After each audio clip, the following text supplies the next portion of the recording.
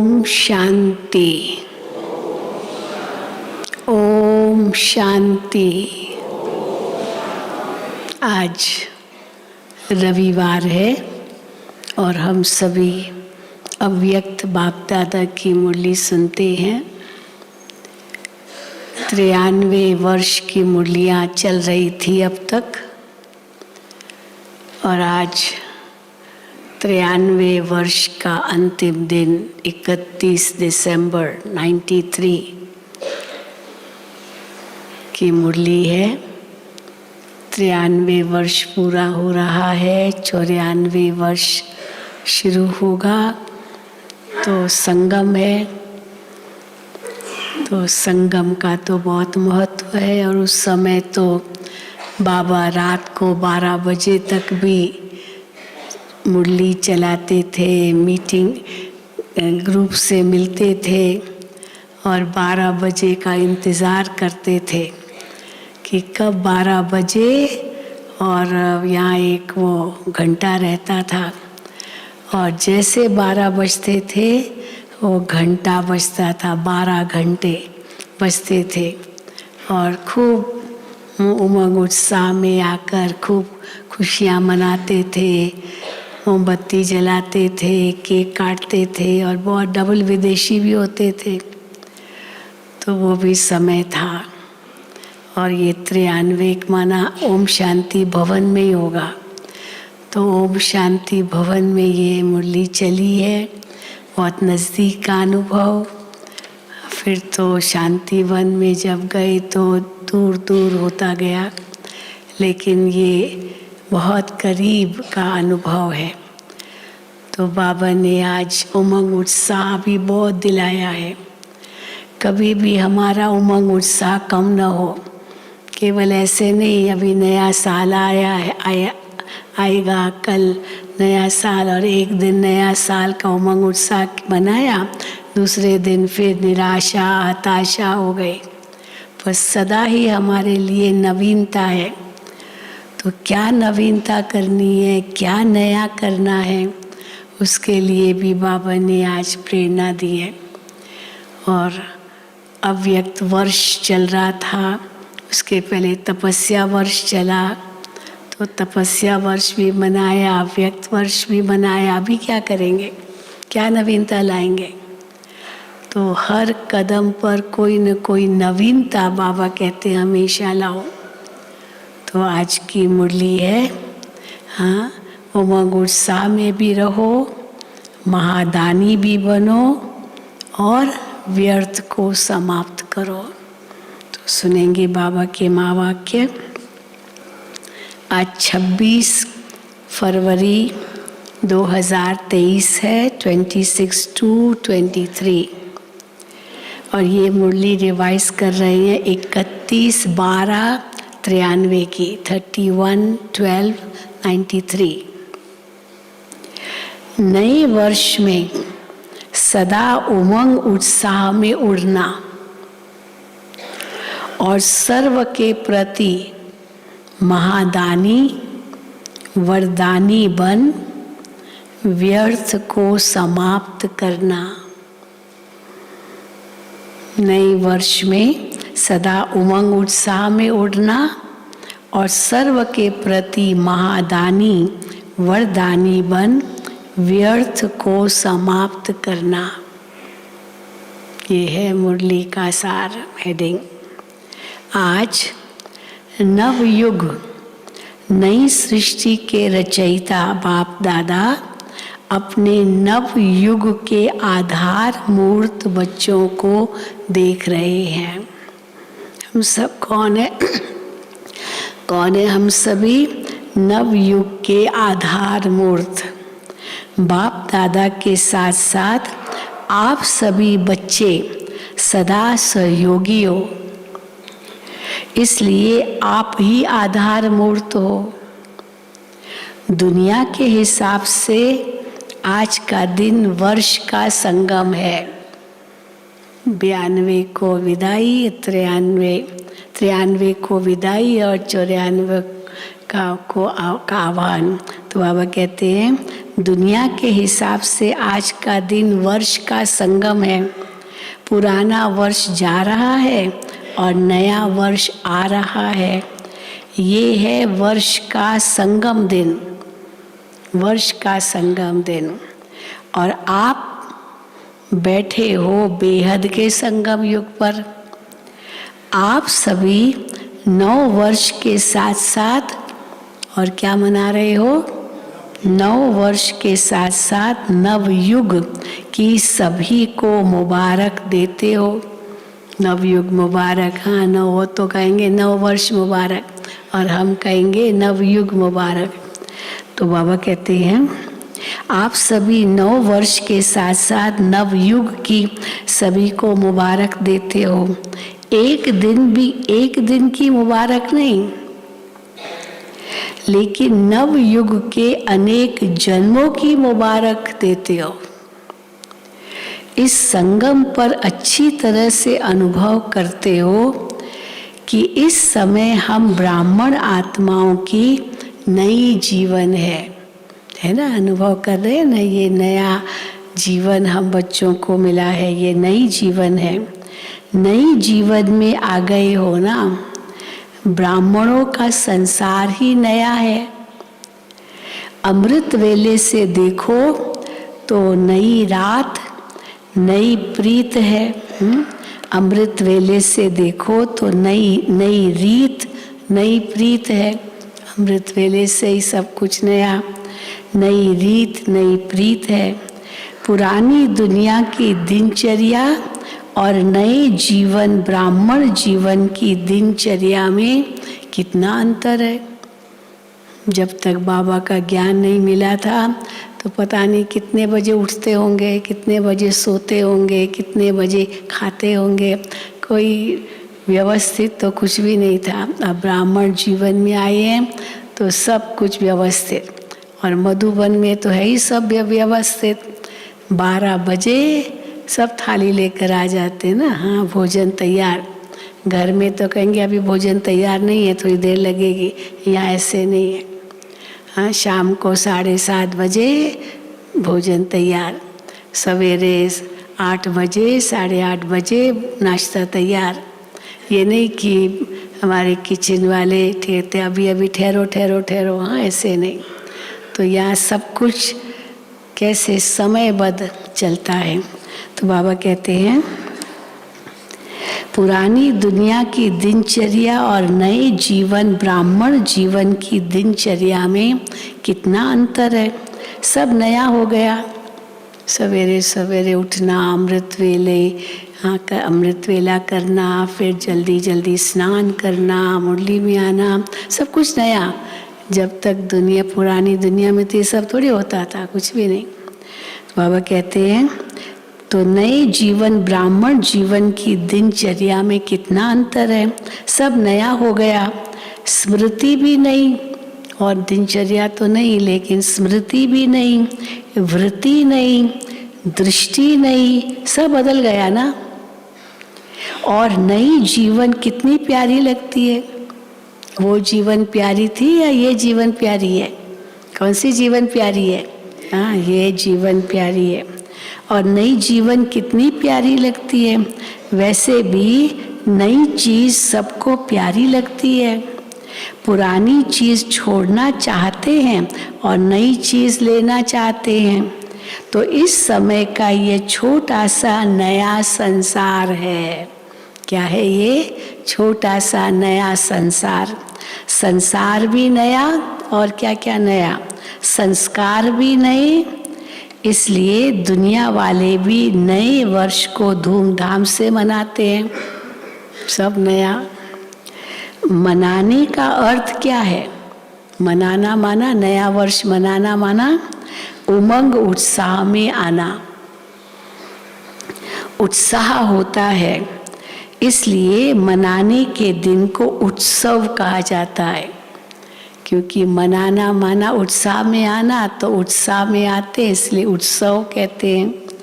उत्साह से ही एक दो को बधाइयाँ व मुबारक देते हैं, व ग्रीटिंग्स देते हैं। आप ब्राह्मणों के लिए हर दिन उत्सव है, एक दिन तो उत्सव नहीं है ना, हर दिन उत्सव है। सदा उत्सव अर्थात उमंग उत्साह में रहते हो। ये उमंग उत्साह ही ब्राह्मण जीवन है। दुनिया की रीति प्रमाण विशेष दिन को मनाते हो, आज मनाने के लिए इकट्ठे हुए हो ना, देश विदेश के सब भाई बहने आ जाते हैं। हाँ, अभी भी देखो कितने आ गए हैं, पर उस समय तो खास नया साल बाबा के साथ मनाना है। इस साल शिवरात्रि मनाना है बाबा के साथ, अभी होली मनाना है बाबा के साथ। हाँ, तो कोई न कोई त्योहार पर बहुत आ जाते हैं। तो बाबा कहते हैं, लेकिन आपका नव युग नई जीवन का उमंग उत्साह सदा ही है। ऐसे नहीं कि 2 तारीख हो जाएगी, आज चलो कल 1 तारीख है, खूब उमंग उत्साह मनाएंगे, हैप्पी न्यू ईयर करते रहेंगे, फिर 2 तारीख हुई तो उमंग उत्साह खलास हो जाएगा।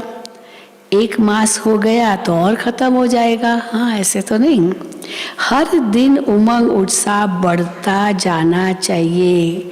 हाँ, बढ़ता जाता है, कम नहीं होता, ऐसा है ना कि उमंग उत्साह कम हो जाता है। बाबा कहते हैं ऐसा है ना, कम बढ़ता जाता है, कम नहीं होता। या अपने अपने स्थान पर जाएंगे तो उत्साह खत्म हो जाएगा, ऐसे तो नहीं है ना। हर घड़ी उमंग उत्साह की है, क्योंकि उमंग उत्साह क्या है ब्राह्मण जीवन का? उमंग उत्साह ही आप ब्राह्मणों की उड़ती कला के पंख हैं। उमंग उत्साह हमारे पंख है, उड़ती कला के। उमंग उत्साह हमारा श्वास है। उमंग उत्साह ही नहीं तो बाकी ब्राह्मण जीवन क्या? अगर पंख ही टूटे हुए हो पंछी के तो उड़ेगा कैसे? तो उमंग उत्साह ही आप ब्राह्मणों की उड़ती कला के पंख हैं। इस उमंग उत्साह के पंखों से सदा उड़ते रहते हो। अगर कार्य अर्थ कर्म में भी आते हो, फिर भी उड़ती कला की स्थिति से कर्म योगी बन कर्म में आते हो। उड़ती कला में ही होते हो, कर्म भी करते हो, फिर कर्म करके फिर उड़ते हो, तो उड़ती कला का ही अनुभव है। अगर कार्य अर्थ कर्म में भी आते हो, फिर भी उड़ती कला की स्थिति से कर्म योगी बन कर्म में आते हो। तो उड़ती कला वाले हो ना, तो बिना पंखों के तो उड़ नहीं सकते, बिना पंखों के तो उड़ नहीं सकते। ये उमंग उत्साह उड़ती कला के पंख सदा साथ हैं। ये उमंग उत्साह आप ब्राह्मणों के लिए बड़े से बड़ी शक्ति है। नीरस जीवन नहीं है ब्राह्मणों का जीवन, नीरस जीवन नहीं है। हाँ, बहुत रसदार जीवन है। दुनिया वाले तो कहेंगे क्या करे, रस ही नहीं है। हाँ, कई होते ना, कहते बस जीवन में तो कोई अभी अर्थ ही नहीं है, बस मरना है, जीवन में तो कोई अर्थ ही नहीं। और हम क्या कहेंगे, जितना जिएंगे संगम युग उतना संगम का सुख ले सकेंगे। सतयुग में तो पता ही नहीं चलेगा। दुनिया वाले तो कहेंगे कि क्या करें, रस नहीं है, नीरस है, बेरस है। और आप क्या कहेंगे, आप क्या कहेंगे, उमंग उत्साह का रस है ही है, सदा है ही है। कभी दिल शिकस्त नहीं हो सकते हो, सदा दिल खुश। हमारी बड़ी दादी प्रकाशमणि जी को दिल खुश मिठाई बहुत पसंद थी। खास दादी वही बांटती थी। वो कहती थी दिल खुश टोली बनाओ, दिल खुश। और जैसे दादी जी टोली देती थी हाथ में, दिल खुश, हाँ ऐसे कहती थी दादी, और वो दूसरे को खुशी हो जाती थी। दादी भी उस खुशी से दिल खुश मिठाई खिला। देखिए, दिल खुश मिठाई खाई है? जिसने नहीं खाई हो हाथ उठाओ। अरे अच्छा, नहीं खाई है दिल खुश मिठाई? मिलती है खास रक्षाबंधन पर या कई ऐसे त्योहारों पर, दूध की मिठाई होती है और बड़ी बड़ी चक्की देते हैं। तो दिल खुश की मिठाई।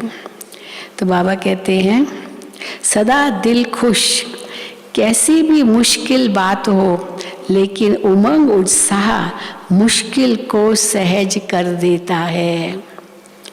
हाँ, उमंग उत्साह है तो कोई मुश्किल बात भी सहज लगती है। उत्साह और क्या क्या करता है? उत्साह तूफान को भी तोहफा बना देता है।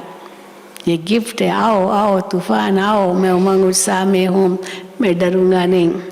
पहाड़ को भी राई नहीं लेकिन रुई बना देता है। उत्साह किसी भी परीक्षा व समस्या को मनोरंजन अनुभव कराता है। इसलिए उमंग उत्साह में रहने वाले नव युग के आधार मूर्त नव जीवन वाले ब्राह्मण आत्माएं हो। कौन हो? हाँ, उमंग उत्साह में रहने वाले, हम बाबा कहते हैं इसलिए उमंग उत्साह में रहने वाले नव युग के आधार मूर्त नव जीवन वाले ब्राह्मण आत्माएं हो। अपने को जानते हो? अगर ऐसे ये नहीं समझ रहे मना, जैसे अपने को जाना ही नहीं, अपने को जानते हो? तो बच्चे कहे हाँ जानते हैं। मानते भी हो या सिर्फ जानते हो? एक होता है जानना, हाँ मैं हूँ, फिर दूसरा होता है उसको मानना, हाँ सचमुच हूँ, हर वक्त उसको अनुभव करना। तो या सिर्फ जानते हो मानते भी हो? क्या कहेंगे? जानते भी हैं, मानते भी हैं, और तीसरा आगे क्या है? जानने के बाद, मानने के बाद तीसरा क्या है? चलते भी हो। चलते भी है ना उमंग उत्साह में। तो जानते भी हो, मानते भी और उसी में चलते भी हो। सदा ये उत्साह रहता है, हाँ सदा ये उत्साह रहता है कि कल्प पहले भी हम ही थे। अगर कहीं निराश हो जाओ तो याद करो, कल्प पहले भी तो यही उमंग उत्साह की स्थिति थी। ये कल्प पहले भी हम ही थे, अब भी है, और अनेक बार कौन बनेंगे? हम ही बनेंगे। तो अविनाशी उत्साह हो गया था, हो गया ना। थे, है और सदा रहेगा। पास्ट प्रेजेंट फ्यूचर तीनों ही सदा उमंग उत्साह। थे, हैं और सदा होंगे, तीनों काल का हो गया ना। पास्ट प्रेजेंट और फ्यूचर तीन काल हो गए, भूत वर्तमान भविष्य थे, हैं और रहेंगे। तो तीनों काल हो गए, तो अविनाशी हो गया ना। बाप दादा देख रहे थे कि अविनाशी उमंग उत्साह में रहने वाली आत्माएं नंबरवार है या नंबर 1 है? नंबरवार माना कभी उमंग उत्साह, कभी नहीं, कभी ज़्यादा कभी कम, तो नंबरवार कहेंगे। पर यह तो नंबरवार है या नंबर 1, ये बाबा देख रहे थे। जब है ही निश्चय बुद्धि विजयी, तो विजयी तो जरूर नंबर 1 होंगे ना। हम सब विजयी आत्माएं हैं, निश्चय बुद्धि विजयंती। तो जब निश्चय बुद्धि विजयी है तो विजयी तो जरूर नंबर 1 ही होंगे, नंबरवार थोड़ी होंगे। अगर नंबरवार है इसका मतलब हम भूल जाते हैं कि हम तो है ही विजयी। तो सदा नव जीवन के इस उत्साह में उड़ते चलो, क्योंकि आप आधार मूर्त हो। आप आधार मूर्त अगर हिलेंगे, उमंग उत्साह नहीं होगा, तो फिर बाकी आत्माएं जो आपको आधार बनाकर चल रही है उनका क्या हाल होगा? आधार ही हिल जाएगा तो क्या होगा? तो सदा नव जीवन के उत्साह में उड़ते चलो, क्योंकि आप आधार मूर्त हो। सिर्फ अपने जीवन के लिए आधार नहीं हो, लेकिन विश्व के सर्व आत्माओं के आधार मूर्त हो। हाँ देखो कैसे हम विश्व के सर्व आत्माओं के आधार मूर्त हैं। आपकी श्रेष्ठ वृत्ति से विश्व का वातावरण परिवर्तन हो रहा है। आपके पवित्र दृष्टि से, तो वृत्ति से वातावरण बदल रहा है। आपके पवित्र दृष्टि से विश्व की आत्माएं और प्रकृति दोनों पवित्र बन रही है। आपकी दृष्टि से सृष्टि बदल रही है। आपकी वृत्ति से वातावरण बदल रहा है, आपकी दृष्टि से सृष्टि बदल रही है। तीसरा, आपके श्रेष्ठ कर्मों से श्रेष्ठाचारी दुनिया बन रही है। तो कितनी जिम्मेवारी है, वृत्ति, दृष्टि, कृति, तीनों को कितना ऊंचा बनाना पड़ेगा, क्योंकि वातावरण को ही बदलना है, विश्व की आत्माओं को बदलना है, प्रकृति को बदलना है, सारी सृष्टि को बदलना है। तो कितनी बड़ी जिम्मेदारी है। विश्व की जिम्मेदारी का ताज पहना हुआ है ना, विश्व कल्याणकारी कहलाते हैं। बाबा कहते हैं विश्व की जिम्मेदारी का ताज पहना हुआ है ना। या कभी भारी लगता है तो उतार देते हो, मैं थोड़ी दूसरों के लिए जिम्मेदार हूँ, मैं तो बस अपने लिए ही हूँ। नहीं, सारे विश्व के लिए हम जिम्मेदार हैं। तो बाबा कहते हैं या कभी भारी लगता है ये जिम्मेदारी का ताज तो उतार देते हो। क्या करते हो? जो डबल लाइट रहते हैं उनको ये जिम्मेदारी का ताज भी सदा लाइट अनुभव होगा। ये ताज भारी नहीं लगेगा, परंतु अगर अंदर में भारी है तो ये जिम्मेदारी का ताज भारी लगेगा। पर अंदर में डबल लाइट है तो कितनी भी जिम्मेदारी हो वो बड़ी चीज़ नहीं लगेगी। तो बाबा कहते हैं भारी नहीं लगेगा जिम्मेदारी का ताज। इस समय तो ताजधारी, इस समय के ताजधारी, इस समय कौन सा ताज? जिम्मेदारी का ताज।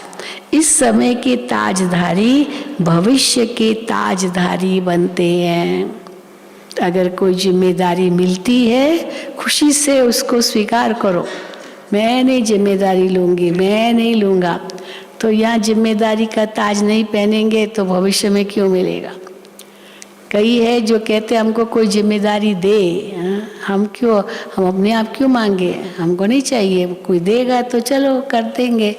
परंतु उमंग उत्साह से जिम्मेदारी लेनी होती है ना, खाली निराश होके या चलो दे रहा है ठीक है देख लूँगा, ऐसे भी नहीं।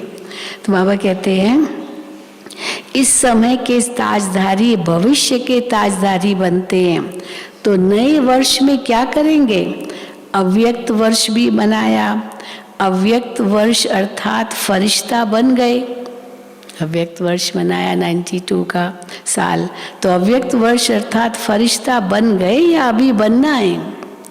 फरिश्ते क्या करते हैं? फरिश्ते क्या करते हैं? अव्यक्त का अर्थ ही है फरिश्ता। तो वर्ष पूरा किया तो फरिश्ता बने ना, या नहीं बने? अव्यक्त वर्ष अभी लंबा करते, 2 वर्ष का 1 वर्ष बना दें, अभी और आगे बढ़ना है ना, या अभी भी अव्यक्त वर्ष ही बनाना है? अभी तो फरिश्ता बन गए तो और आगे बढ़ना है, अभी और आगे बढ़ना है ना। अव्यक्त वर्ष मनाया, अब फरिश्ता बनकर क्या करेंगे? क्या करेंगे फरिश्ता बनकर? सदा हर दिन, फरिश्ते का काम क्या होता है? सदा हर दिन, हर समय और हर समय महादानी और वरदानी बनना है। अब ये बनना है। फरिश्ते क्या करते हैं? वरदान देते हैं, दानी है वो, मांगते नहीं है, देते हैं। तो सदा हर दिन हर समय महादानी और वरदानी बनना है। तो ये वर्ष महादानी वरदानी वर्ष मनाओ। जो भी संबंध संपर्क में आए, अब कैसे वरदानी और महादानी वर्ष बनाओ वो बाबा ने बताया। जो भी संबंध संपर्क में आए उस आत्मा को महादानी बन कोई न कोई शक्ति का, ज्ञान का, गुण का दान देना ही है। जो भी आत्मा संपर्क में आए, मनसा वाचा कर्मणा, उसकी सेवा करनी है। मनसा से योगदान, वाचा से ज्ञान दान और कर्म से गुणदान। तो बाबा कहते हैं कोई भी आत्मा आए महादानी बन कोई न कोई शक्ति का, योग ज्ञान का, गुण का दान देना ही है। तीनों खजाने कितने भरपूर हो गए हैं। दान तो तब दे सकेंगे जब हमारे पास भरपूर हो ना। तो तीनों खजाने, ज्ञान, गुण, शक्तियाँ कितने भरपूर हैं। ज्ञान का खजाना भरपूर है या थोड़ा कम है? कई को किसी को कहो ना भाषण करो तो क्या कहेगा, बस मैं 3 मिनट से ज़्यादा बोल नहीं सकता हूँ। अरे क्यों नहीं बोल सकते? आपको कहा जाए 10 मिनट भाषण करो, नहीं 3 मिनट में पूरा कर दूंगा, ज़्यादा क्या बोलूँ क्या बोलूँ क्या बोलूँ। और कई ऐसे हैं, हाँ बोलते जाएंगे, बोलते इसको बोलो बंद करो बंद करो ऐसे भी हैं। तो बाबा कहते हैं तो ज्ञान भी देना है, लेकिन फिर बाबा कहते हैं पात्र को देकर दो, फिर समयबद्ध भी ज़रूर रहो, हाँ तीख तीख भी नहीं करनी है, सार रूप में दो, ये भी बाबा कहते हैं। तो ज्ञान का खजाना भरपूर है या थोड़ा कम है? मास्टर नॉलेजफुल तो हो ना। तो ज्ञान का खजाना भी है, शक्तियों का खजाना भी है और गुणों का खजाना भी है। किसी एक जोक सुनाते, किसी ने मुझे सुनाया था कि 2 व्यक्ति आपस में बात कर रहे थे। एक व्यक्ति कहता है मेरी जो पत्नी है ना बहुत होशियार है, आप उनको कोई भी टॉपिक दो वो बहुत अच्छा उस पर लेक्चर दे सकती है। तो दूसरा कहता है अरे आप तो टॉपिक दो तो लेक्चर कर सके, मेरी पत्नी तो बिना टॉपिक भी लेक्चर कर सकती है हाँ बोलती जाएगी बिना टॉपिक भी। भाई टॉपिक पर दो तो वो तब कहेगी ना भाई समझदार है, तो बिना टॉपिक भी। तो टॉपिक मिले और टॉपिक अनुसार ही चलो तब कहेंगे कि हाँ समझदार है, ज्ञान उसको पूर्ण है। तो बाबा कहते हैं तो ज्ञान का खजाना भी है, शक्तियों का खजाना भी है और गुणों का खजाना भी है। तीनों में संपन्न हो या एक में संपन्न हो, 2 में नहीं। वर्तमान समय आत्माओं को तीनों की बहुत आवश्यकता है। ज्ञान, गुण, शक्तियाँ तीनों चाहिए। खाली है आत्माएं, अंदर में खोखली है। सारे दिन में कोई न कोई दान देना ही है, चाहे ज्ञान का, चाहे शक्तियों का, चाहे गुणों का, लेकिन देना ही है। महादानी आत्माओं का बिना दान दिए हुए कोई भी दिन न हो। अब ये अपनी चेकिंग करनी है, आज मैंने दान किया, चाहे ज्ञान का दान, गुण का दान, शक्ति का दान, अब कैसे करना है वो भी तो पता है ना। बाबा कहते हैं महादानी आत्माओं का बिना दान दिए हुए कोई भी दिन न हो। ऐसे नहीं वर्ष पूरा हो जाए और कहो हमें तो चांस ही नहीं मिला दान करने का। चलो वाचा दान करने का चांस नहीं मिला, मनसा दान तो चांस तो चाहिए नहीं ना, हर वक्त दे सकते हो। कर्मणा भी हर वक्त दे सकते हो। कोई कहे कि मुझे कोई सेवा ही नहीं है, ये तो हो ही नहीं सकता कि कोई सेवा ही नहीं। चलो कोई और सेवा नहीं तो सब्जी काटो, कोई और सेवा नहीं है तो रोटी में जाओ, कोई और सेवा नहीं है तो और हाँ म्यूजियम समझाओ, एग्जीबिशन समझाओ। सेवा नहीं है ऐसे तो कोई कह ही नहीं सकता है। तो बाबा कहते हैं ऐसे नहीं वर्ष पूरा हो जाए और कहो हमें तो चांस ही नहीं मिला। चांस लेना भी अपने ऊपर है कि चांस देने वाला दे तब चांस ले सकते हैं या स्वयं भी चांस ले सकते हैं। लेना आता है या कोई देवे तब लेना आता है। कोई चांस नहीं देगा तो क्या करेंगे? देखते सोचते रहेंगे। सारे दिन में चाहे ब्राह्मण आत्माओं के चाहे अज्ञानी आत्माओं के संबंध संपर्क में तो आते ही हो ना। जिसके भी संबंध संपर्क में आओ उनको कोई न कोई दान अर्थात सहयोग दो।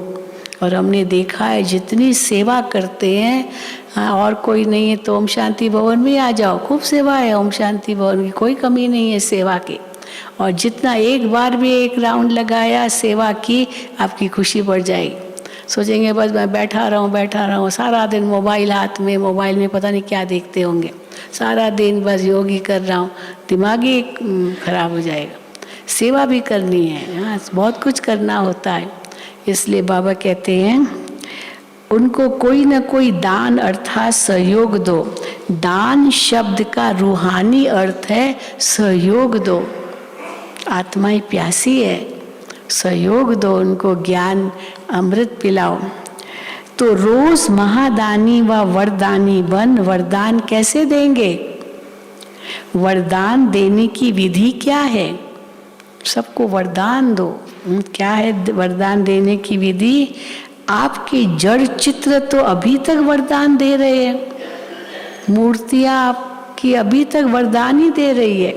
मूर्ति के सामने जाते हैं तो जैसे अनुभव होता है उनका वरदान हमें मिला। तो आपके जड़ चित्र तो अभी तक वरदान दे रहे हैं। तो वरदान देने की विधि है क्या? जो भी आत्मा संबंध संपर्क में आए उनको अपने स्थिति के वायुमंडल द्वारा और अपने वृत्ति के वाइब्रेशन द्वारा सहयोग देना, अर्थात वरदान देना। जो आत्मा आपके पास आए उसको शांति का अनुभव हो, उसको खुशी का अनुभव हो, उसको भगवान के प्यार का अनुभव हो। ये अनुभव करा सकते हैं, ऐसे नहीं कि नहीं करा सकते। तो बाबा कहते हैं तो अपने स्थिति के वायुमंडल द्वारा और अपने वृत्ति के वाइब्रेशन द्वारा सहयोग देना, अर्थात वरदान देना। कैसी भी आत्मा हो, गाली देने वाली भी हो। हाँ, कई तो ऐसी भी आएंगे ना गाली देने वाली। आप कितना भी अच्छा कार्य करो तो उनको कभी पसंद नहीं आएगा, तो गालियाँ ही देंगे। तो गाली देने वाली भी हो, निंदा करने वाली हो, लेकिन अपनी शुभ भावना शुभ कामना द्वारा, वृत्ति द्वारा, स्थिति द्वारा, हाँ किस किस के द्वारा? शुभ भावना शुभ कामना वृत्ति द्वारा, स्थिति द्वारा ऐसी आत्मा को भी गुणदान या सहनशीलता की शक्ति का वरदान दो। अगर कोई क्रोध अग्नि में जलता हुआ आपके सामने आए, बहुत गुस्से में, बहुत गुस्से में, और वो आपके सामने आए, तो आग में तेल डालेंगे या पानी डालेंगे? एकदम गुस्सा है, खूब गुस्सा है, और आप भी गुस्सा कर लो। माना ये तो जैसे आग में तेल डाला ना, आपने भी गुस्सा किया, वो तो कर ही रहा है, और आपने भी गुस्सा किया, तो तेल डालेंगे या पानी डालेंगे? पानी डालेंगे ना, या थोड़ा तेल का भी छींटा डालेंगे? तेल का छींटा कैसा डालना होता है? अगर क्रोधी के आगे आपने मुख से क्रोध नहीं किया, चलो मुख से क्रोध नहीं किया, शांत रहे, परंतु आंखों द्वारा, चेहरे द्वारा क्रोध की भावना रखी। इतना क्रोध आंखों से भी छलकता है, पता चलता है अंदर में बड़ा गुस्सा है, भले मुख से कुछ नहीं बोलता। तो बाबा कहते चेहरे द्वारा क्रोध, आंखों द्वारा, चेहरे द्वारा क्रोध की भावना रखी, तो भी जैसे तेल के छींटे डाले। आप इतने सॉफ्ट हो जाओ, इतने नम्र हो जाओ, इतना आप धीरज रखो, तो वो अपने आप कहाँ तक बोलेगा, शांत हो जाएगा। तो भी तेल के छींटे डालें। क्रोधी आत्मा तो परवश है, वो तो देह अभिमान में है, भूत के परवश है, तो भूत के वश है, तो क्रोधी आत्मा तो परवश है। रहम के शीतल जल द्वारा वरदान दो, रहम के शीतल जल द्वारा वरदान दो। तो ऐसे वरदानी बने हो, या जिस समय आवश्यकता है उस समय सहन शक्ति का तीर नहीं चलता है।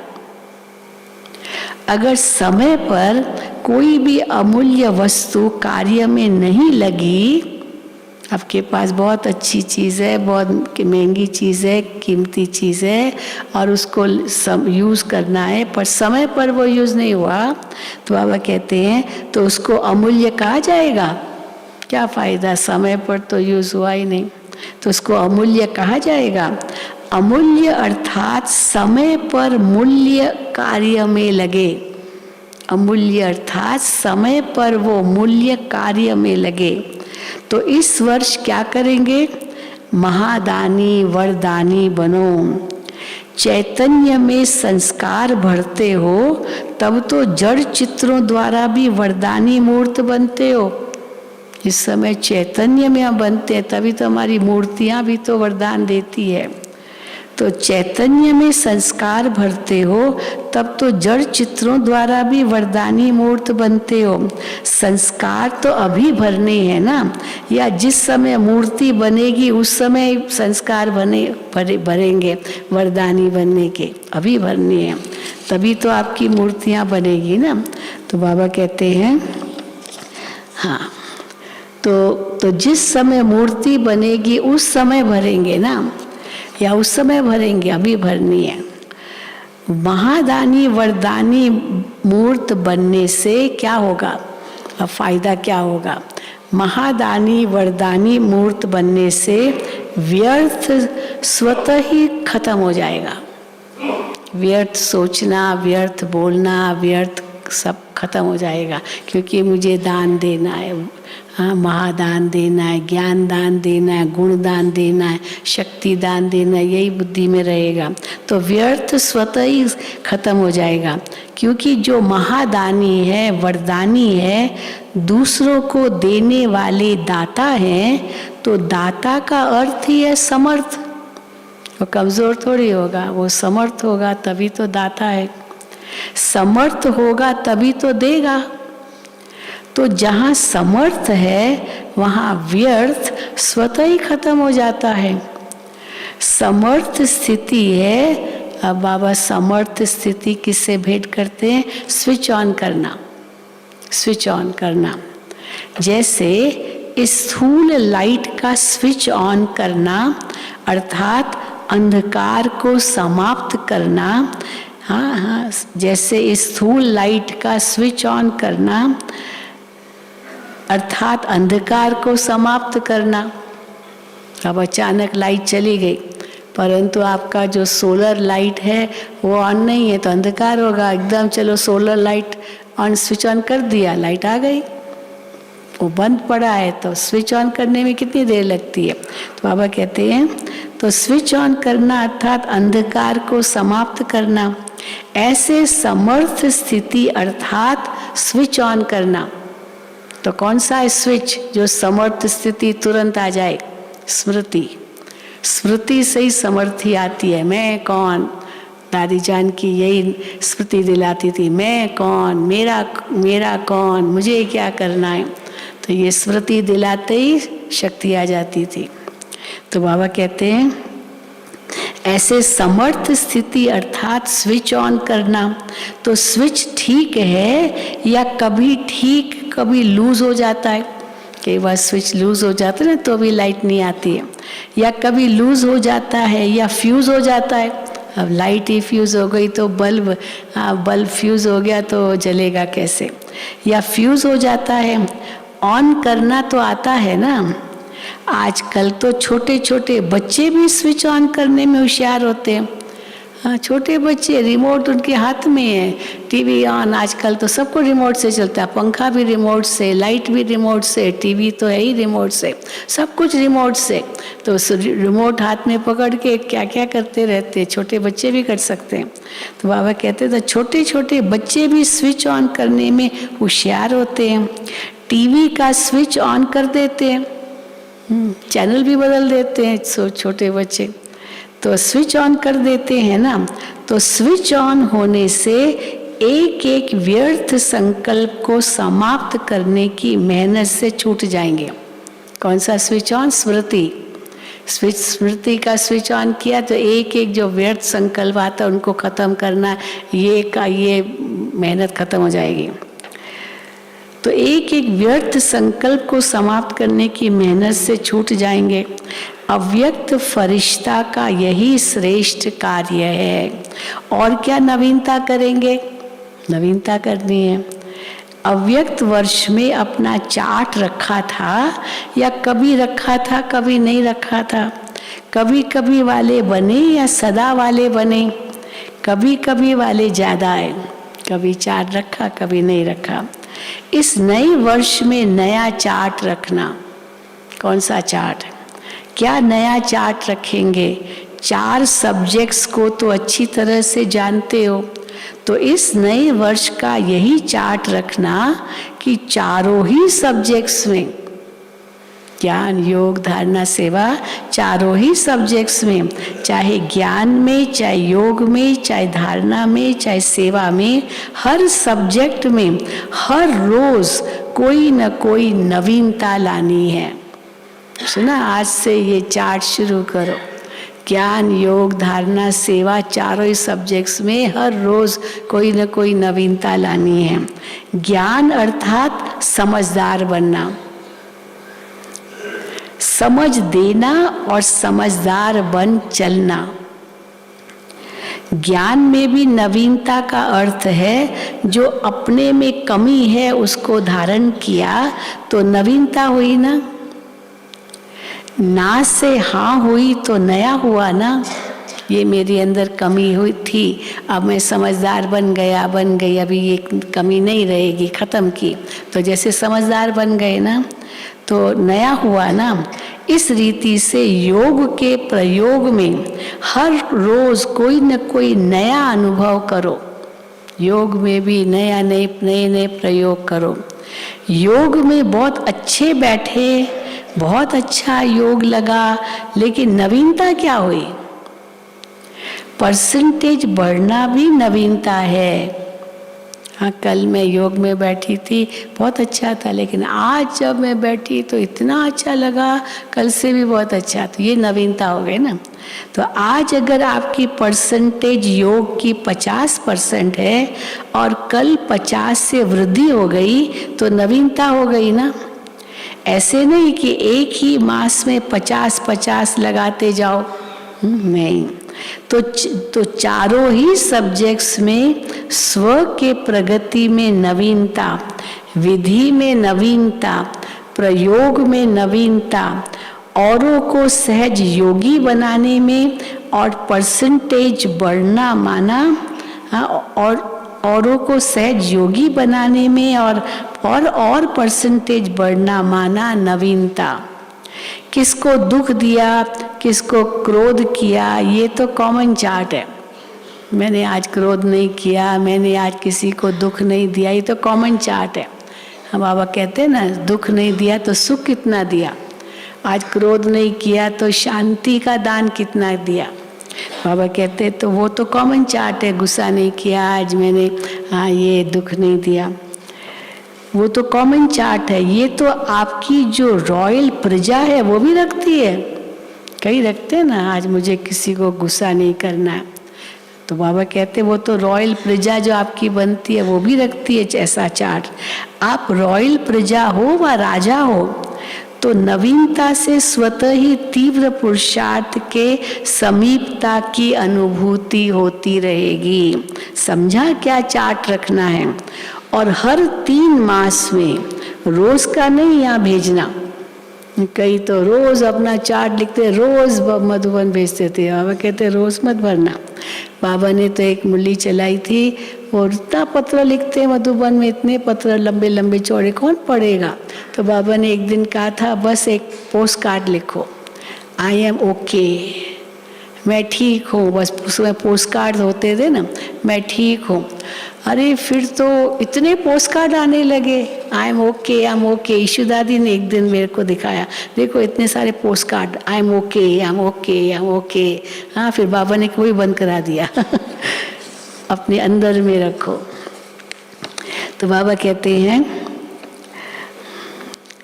आप रॉयल प्रजा हो, हाँ तो 3 मास में रोज का नहीं यहाँ भेजना, काम बढ़ जाएगा। और पोस्ट ऑफिस वालों का भी काम बढ़ जाएगा, यहाँ का भी बढ़ जाएगा। इस वर्ष तो आपको इकोनॉमी भी करनी है। ये वर्ष विशेष इकोनॉमी का है, एक नामी और इकोनॉमी। कल वरदान था ना, एक नामी। कैसे एकाग्रता का अर्थ क्या है? एक नामी और इकोनॉमी। ज्ञान सरोवर बना रहे हो तो सब में इकोनॉमी करना। अब उन दिनों में ये 93 वर्ष में एक ज्ञान सरोवर बनना शुरू हुआ था और दादी जी ने सब सेवा केंद्रों पर ये एक लेटर भेजा था, हर एक अपने सेवा केंद्र पर ज्ञान सरोवर के लिए भंडारी रखे और रोज 1-1 रुपया डाले रोज। हाँ, तब गवर्नर आए थे, उन्होंने फाउंडेशन तो डाला था ज्ञान सरोवर का, तो कहा आप लोग इतना खर्चा कहाँ से लाओगे। तब दादी जी ने कहा कि हमने भंडारी रखी है, सब सेंटरों पर का रखो और रोज़ हर एक एक रुपया दे। इस समय हमारे पास, उस समय जो 5 लाख स्टूडेंट्स थे, तो अगर एक एक रुपया हर एक डालेगा रोज़ तो कितने लाख हो जाएंगे एक दिन में? 5 लाख हो जाएंगे। तो इतना वो जो गवर्नर था चन्ना रेड्डी जी इतने खुश हुए कि देखो दादी जी का एडमिनिस्ट्रेशन कितना पावरफुल है। तो इसीलिए बाबा कहते हैं देखो, हाँ इकोनॉमी करनी है, वो भी लक्ष्य रखना है, 1 रुपया रोज़ डालना है ज्ञान सरोवर की भंडारी में। तो बाबा कहते हैं तो ये वर्ष विशेष इकोनॉमी का है, एक नामी और इकोनॉमी। ज्ञान सरोवर बना रहे हो तो सब में इकोनॉमी करना, सब खजानों में, समय में भी, संकल्प में भी, संपत्ति में भी, सब में इकोनॉमी। तो हर 3 मास का स्वयं ही साक्षी होकर चार्ट चेक करके शॉर्ट में अपना समाचार देना। हर 3 मास में देखना प्रगति हुई है या जैसे हैं वैसे ही है। गिरती कला में तो जाना ही नहीं है, लेकिन ऐसा भी नहीं कि जैसा है वैसा ही है। पुरुषार्थ में मिडगेट नहीं बनना है ना, बढ़ना है, ऐसे नहीं कि वहीं का वहीं रहना है। मिडगेट अच्छा लगेगा, वहीं का वहीं रहना। ऐसे नहीं कहना कि चाहते तो थे लेकिन क्या करें, क्या क्या नहीं कहना।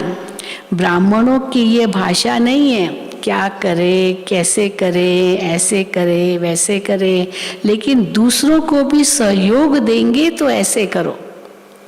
हाँ, सहयोग देंगे कि ऐसे करो, ऐसे नहीं है क्या करें। समझा क्या चार्ट रखना है। अब देखेंगे कौन कौन क्या क्या करता है। बाप दादा स्नेह के कारण नाम अनाउंस नहीं करते हैं कि क्या क्या कर रहे हो, किसने क्या क्या किया जानते तो है ना बाप दादा। आजकल टीवी का फैशन है, तो बाप दादा के पास भी टीवी है। बाप दादा जानते हैं जो पिछले वर्ष काम दिया था वो किसने कितना किया। नाम अनाउंस करे तो हाफ कास्ट कितने रहे, फुल कास्ट कितने रहे, पूरा वो होमवर्क किया, कितनों ने किया, कितनों ने आधा किया। हाँ, तो हाफ कास्ट और फुल कास्ट।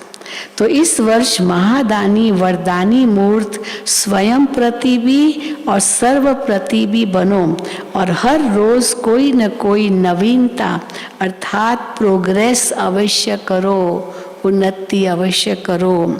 तो ये हुआ स्व के प्रति, स्व के पुरुषार्थ के प्रति। अच्छा, सेवा में क्या करेंगे? सेवा में भी नवीनता लानी है ना। मेले भी बहुत कर लिए, प्रदर्शनियाँ तो अनगिनत कर ली, सेमिनार कॉन्फ्रेंस भी बहुत कर लिए। अब आवाज़ बुलंद करने वाले माइक तो तैयार करने ही हैं।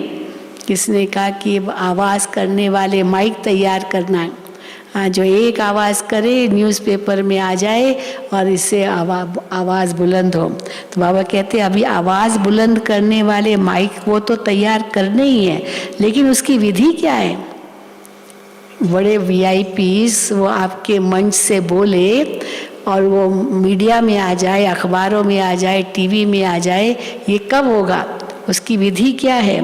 तो बाबा ने विधि बताई है। वैसे पहले भी सुनाया है लेकिन किया कम है, ये विधि कम अपनाई है। कौन सी?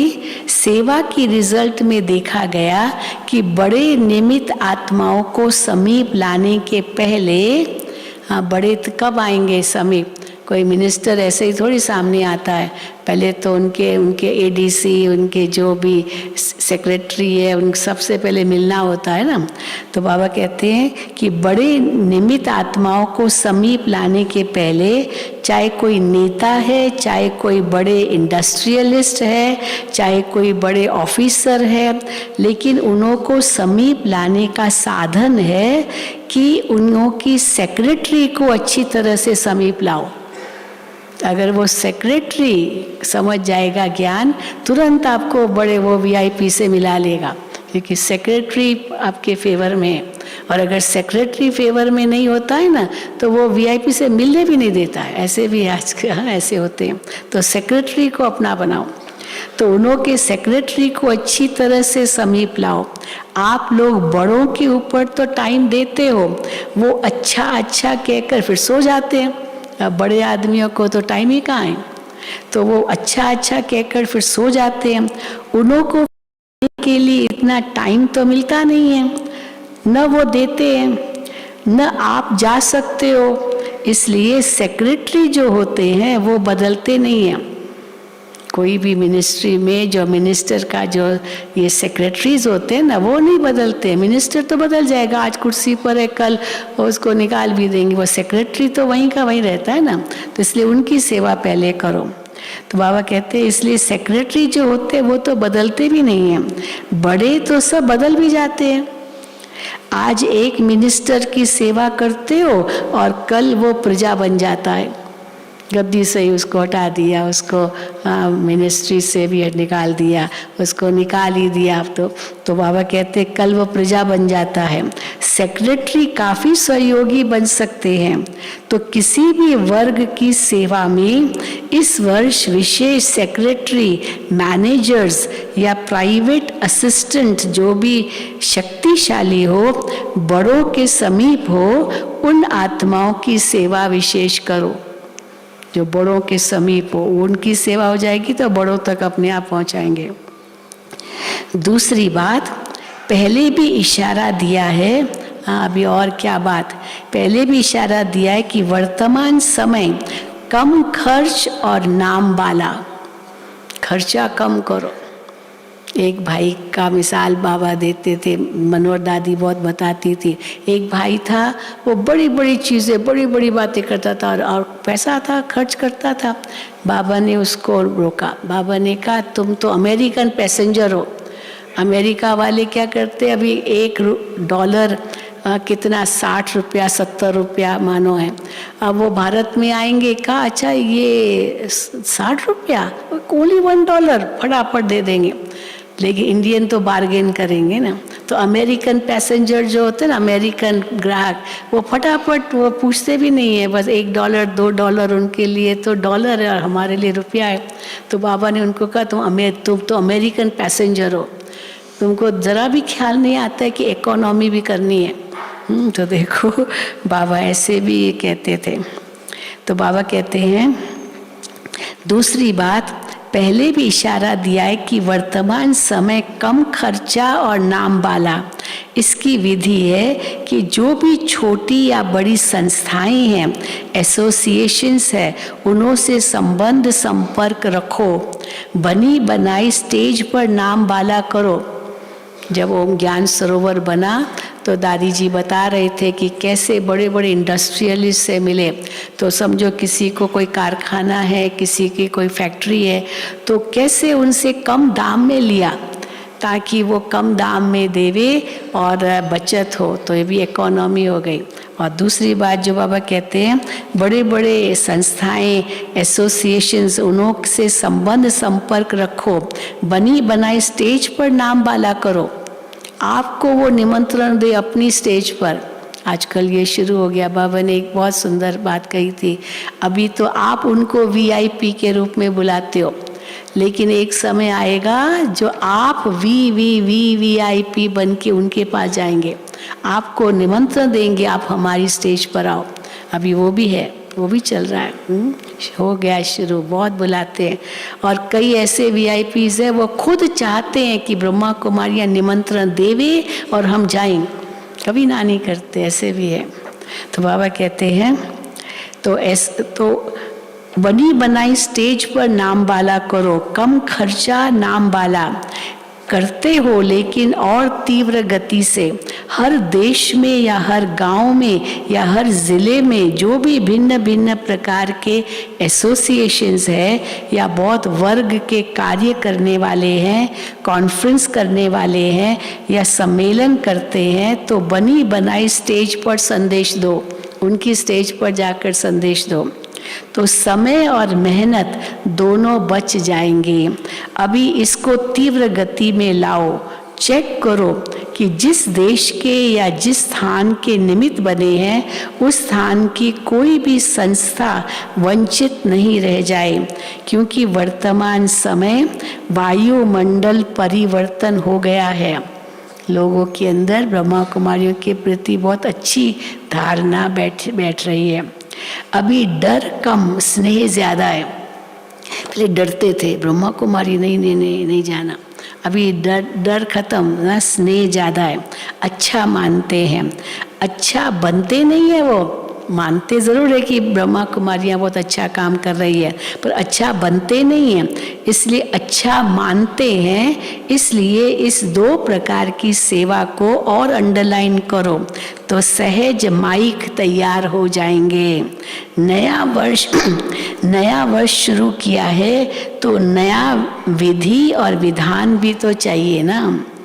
इस नए वर्ष का अमृत वेले सदा ये स्लोगन इमर्ज करना, हर रोज अमृत वेले ये स्लोगन इमर्ज करना कि सदा उमंग उत्साह में उड़ना है और दूसरों को भी उड़ाना है। बीच बीच में फिर चेक करना, ऐसे नहीं कि अमृत वेले चेक करो और सारा दिन मर्ज कर दो, उमंग उत्साह कम हो जाए। फिर रात को सोचो कि आज का दिन तो ऐसा ही रहा। नहीं, बीच बीच में चेक करो, इमर्ज करो कि उमंग उत्साह के बजाय कोई और रास्ते पर तो नहीं चले गए। उड़ती कला के बजाय और किसी कला में तो अपने तरफ और किसी कला ने तो अपनी तरफ आकर्षित नहीं किया। हाँ, अच्छा, मुरली तो बहुत लंबी हो गई।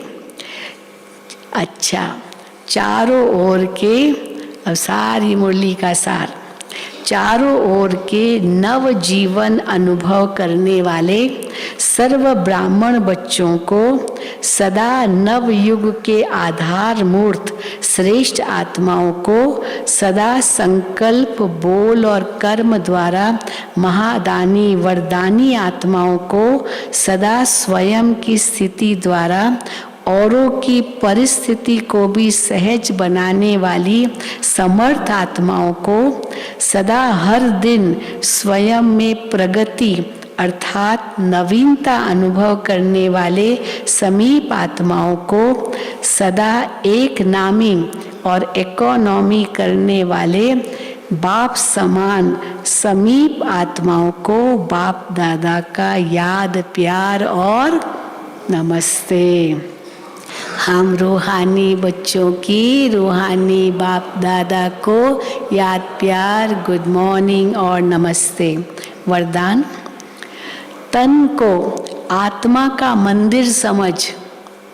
आज बाबा ने तन को भी महत्व दिया है वरदान में। तन को आत्मा का मंदिर समझ उसे स्वच्छ बनाने वाले नंबर 1 श्रेष्ठ ब्राह्मण आत्मा भव। हम ब्राह्मण आत्माएं सारे कल्प में नंबर 1 श्रेष्ठ आत्माएं हैं, हीरे तुल्य हैं। इस स्मृति से तन को आत्मा का मंदिर समझकर स्वच्छ रखना है। तन को भी स्वच्छ रखना है, मन को तो रखना ही है, तन को भी स्वच्छ रखना है। जितनी मूर्ति श्रेष्ठ होती है उतना ही मंदिर भी श्रेष्ठ होता है। तो इस शरीर रूपी मंदिर के हम ट्रस्टी हैं। ये ट्रस्टीपन आपे ही स्वच्छता व पवित्रता लाता है। इस विधि से तन की पवित्रता सदा रूहानी खुशबू का अनुभव कराती रहेगी। तन की पवित्रता सदा रूहानी खुशबू का अनुभव कराती रहेगी। हाँ, वो जिस्मानी खुशबू नहीं, स्थूल खुशबू लगा और कहो तन से बड़ी खुशबू आती है, रूहानी खुशबू। स्लोगन, रूहानियत में रहने का व्रत लेना ही ज्ञानी तो आत्मा बनना है। रूहानियत में रहने का व्रत लेना ही ज्ञानी तो आत्मा बनना है। अच्छा, ओम शांति, ओम शांति, ओम शांति। आज तो बहुत डबल विदेशी आ रहे हैं। हाँ, और डबल विदेशी आ रहे हैं। यहाँ भी आ रहे हैं, मधुबन भी हाउसफुल हो जाएगा डबल विदेशियों से। ज्ञान सरोवर तो लगभग फुल ही हो गया है।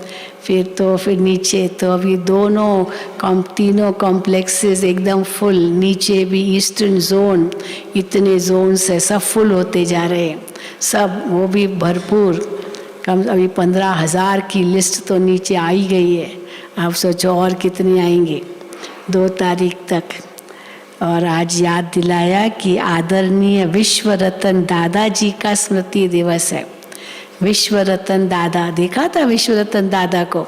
जिन्होंने देखा था हाथ उठाओ, बहुत कम होंगे। हाँ, 16 साल पहले उन्होंने शरीर छोड़ा। विश्व रतन दादा आदि रतन थे, आदि यज्ञ के आदि रतन। शुरू में कैसे आए थे? उस समय मैट्रिक पास करके आ गए थे बाबा के पास और एकदम समर्पित हुए, पूरे आज्ञाकारी।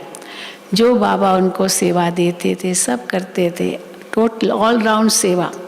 मुझे याद है, और ये तो पूरा अकाउंट्स डिपार्टमेंट रमेश भाई के एकदम राइट हैंड, सारे ईशु दादी और विश्व रतन दादा का ही सिग्नेचर चलता था सारे अकाउंट्स में। और मुझे याद है केवल एक सेवा नहीं, कितनी सेवाएं की। मैं जब पहली बार आई थी तो उस समय मधुबन में गर्म पानी के नलके नहीं थे, और उसके पहले तो ठंडे पानी के भी नहीं थे। गर्म पानी, ठंडा पानी बाल्टी भर करके एक एक को पहुंचाते थे एक नलके से। चलो उसके बाद तो ठंडे पानी के नलके तो लग गए, लेकिन गर्म पानी के नलके नहीं थे, सोलर वोलर तो कुछ था ही नहीं। तो विश्व रतन दादा ये सेवा करते थे, गर्म पानी एक एक को पहुंचाना। बताओ, देखो इतने नम्रचित, इतने नम्रचित। डिस्पेंसरी भी संभाली और डॉक्टर का भी काम करते ना, हर प्रकार से उन्होंने सेवा की। और नंबर 1 योगी आत्मा, सवेरे 4 बजे टिक एकदम हिस्ट्री हॉल में आकर के योग कराते थे बिना नागा। फिर तो नीचे भी रहने लगे क्योंकि नीचे की सेवाएं बढ़ गई। तो शांतिवन में ही उन्होंने शरीर छोड़ा, 16 साल हो गए। तो उनको भी आज हम याद करते हैं। अभी हम सब बाबा की याद में बैठेंगे और उसके बाद डबल विदेशी बैठे रहेंगे, आपको आज का प्रोग्राम देंगे। Double foreigners please remain seated after meditation.